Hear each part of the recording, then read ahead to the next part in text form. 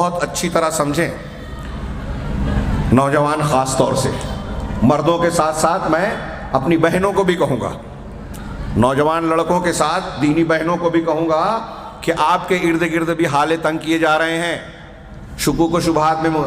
اسلام کے مسلمانوں کے خلاف جو تحریکیں یا شبہات پھیلائے جاتے ہیں، اس میں سب سے زیادہ علماء نے بیان کیا ہے، میں نے کئی جگہ میں نے ذکر کیا، سب سے زیادہ جس چیز کو ٹارگٹ کیا جاتا ہے وہ اسلام میں عورتوں کے حقوق،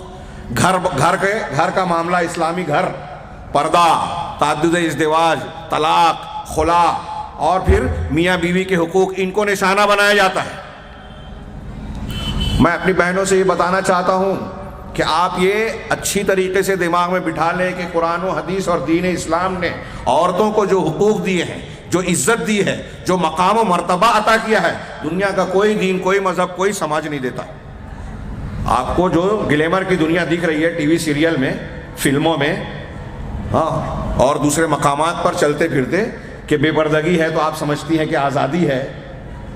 وہاں ایک عورت جو ہے کئی مردوں سے ملاقات کرتی ہے، معانقہ کرتی ہے، الگ الگ فلموں میں الگ الگ مردوں کے ساتھ نظر آتی ہے، تو آپ کو لگتا ہے کہ وہاں آزادی ہے،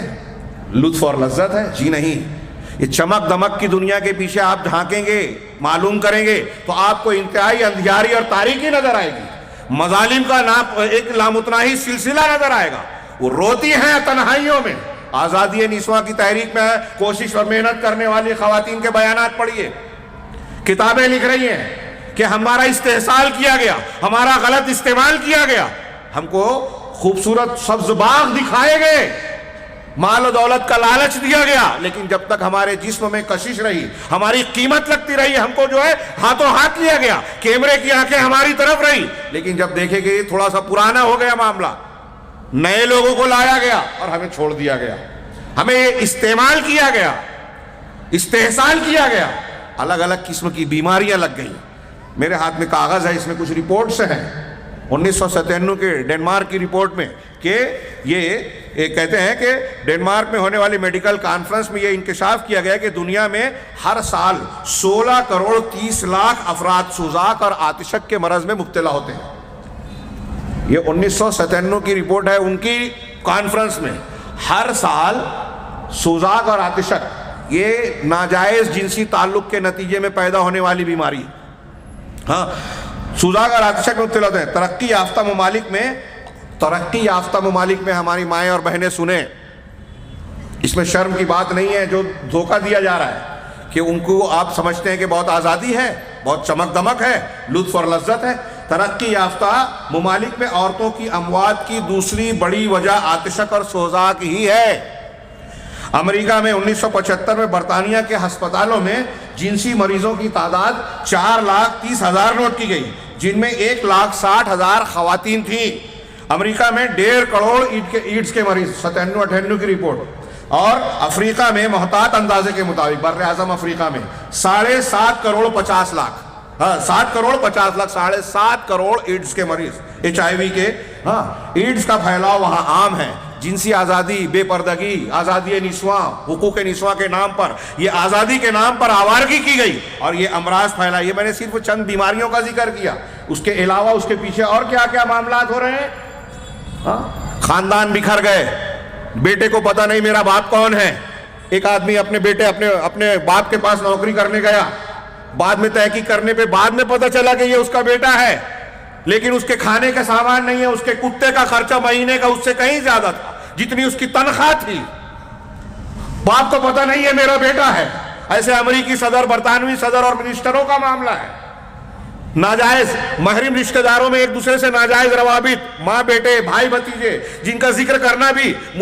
برا محسوس ہوتا ہے، لیکن آج اس دنیا کی یہ حقیقت ہے جو ہم کو چمک دمک اور رونق والی نظر آتی ہے، اور ہمارا نوجوان اس پر فریفتہ ہوتا ہے،